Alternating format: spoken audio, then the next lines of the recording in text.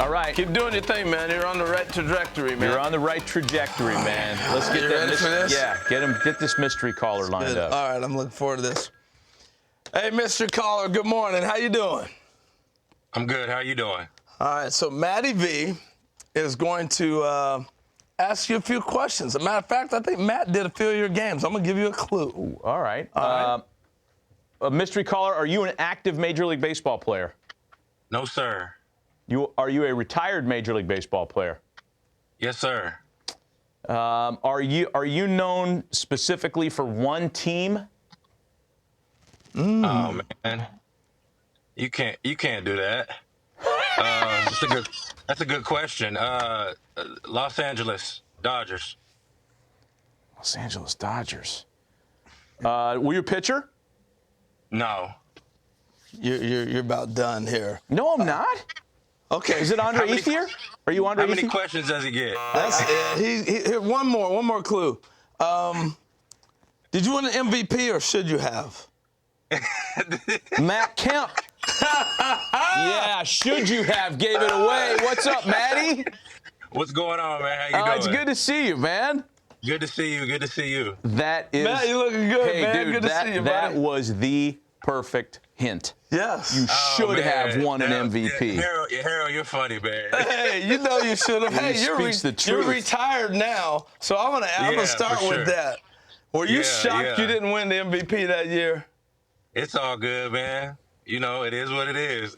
Hey, look, the universe can go fix some things. The universe could give Reggie Bush his Heisman back, and the man. universe could give you the MVP the year you lost out. Hey, you're right, Braun. man. Reggie should have definitely should get his Heisman back, but for me, it is what it is. Matt, what are you doing these days? Tell us where you're at and what you're doing to keep busy. Golf. I'm golfing and just hanging out with my daughter and just being a retired baseball player. That's pretty much it. No, that's good stuff. Hey, hold on real quick. I'm gonna go back to this 40, the 39 homer year. How close were you to hitting 40? Was there a ball you might have hit that you thought might have been a home so run? my last at bat, the at bat before my last at bat in Arizona, I had hit a home run, I believe, or it's my second at bat, and I had 39. And then my last at bat, I think I was facing Shaw, and of course I was trying to hit a home run, and you know what I did? I struck out. So, but that was the year. That was the year that we had only played 160 games, I believe, or 61 games. We had like a rain out or something, so I didn't get the full 162 games. Matt, I remember when you first came up to the big leagues, everybody would talk about how here's this unbelievable talent, and he's probably a better basketball player than he was as a baseball player. And we talked about how you love the Oklahoma City Thunder. You were the only MLB star that we knew of that loved the Thunder. Is that still true? I mean, well, I had to go for the home team. I mean, that was the first time us having an NBA team.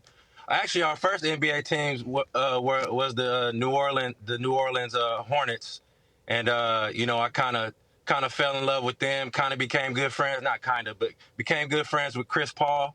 And then, I was always a Kobe fan and a Laker fan, so it was kind of support the home squad where I'm from, and then also I was a Laker fan because I'm the biggest Kobe Bryant fan ever. Hey, how close were you to not signing with the Dodgers and playing college basketball? I wanted to actually play both. I wanted to go to college and I wanted to play basketball and baseball, but a lot of coaches don't like multi-sport athletes now. So I was like, you know what? I don't know if I want to go to college. Maybe let's try this baseball thing and see if it works. Hey, I remember that group you signed with. James Loney, I think, was part of that group. What was it? Russell Martin. Russell Martin. That group. Ethier. Ethier. Broxton. We had Broxton. We had Billingsley. Man, we had the best minor league system that's still till I've ever seen. Was Gagne with you in the minors too? No, he was already in the big leagues throwing 120 miles an hour. Back then, those Dodger teams, I worked in San Diego then, and we all kind of looked at that team like, this ain't fair. This is such a collection of talent. think about what they got there now. As good as Matt's Dodgers teams were, are you paying attention to what they're doing now, Matty? I mean, of course I am. I mean, what they're doing is it's not cheating, but it's a cheat code. They figured something out.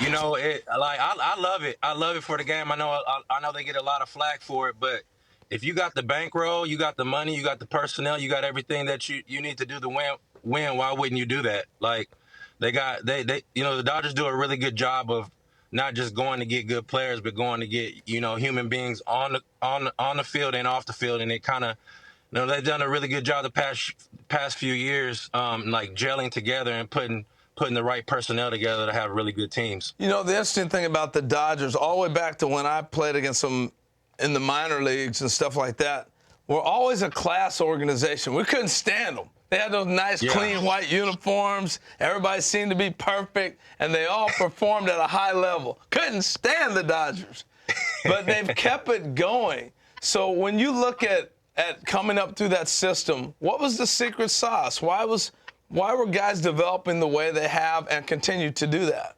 I think the secret sauce is the minor league coaches, the coaches that, taught us how to become big leaguers. Like, us coming up, we had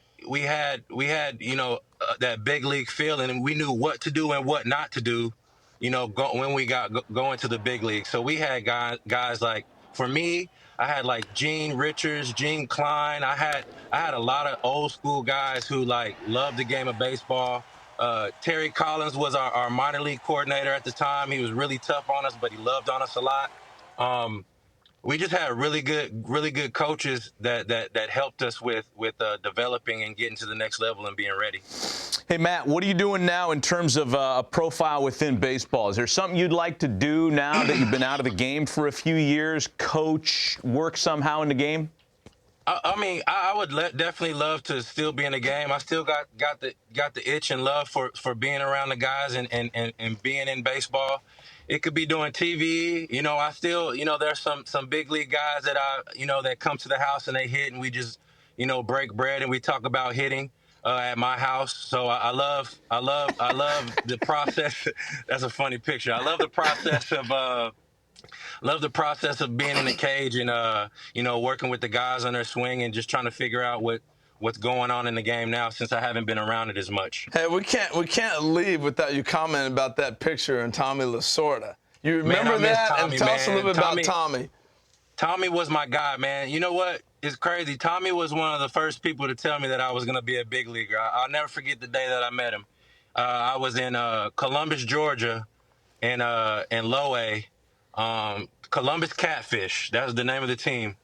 And I'm in the cage and I'm hitting, and he just comes up and he's just like, I need you to punch the ball. He's like, you're not punching the ball hard enough. And I'm like, what is this guy talking? I could have swore Tommy Lasorda was a pitcher. And he's telling me to punch the ball. And the crazy thing is, we're in the cage, we're grinding, and then that day, of course, I hit a home run. And after the game, he's like, I told you I know what I'm talking about.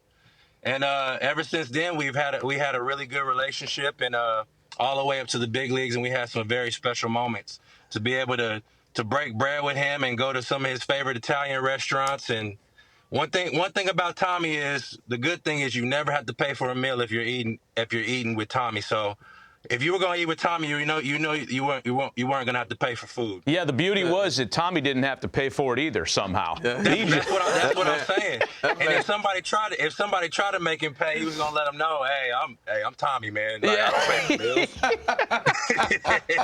There he is. Hey, Matt, congrats on an amazing career, man. Amazing career. It, 2011 National League MVP, Matt Kemp.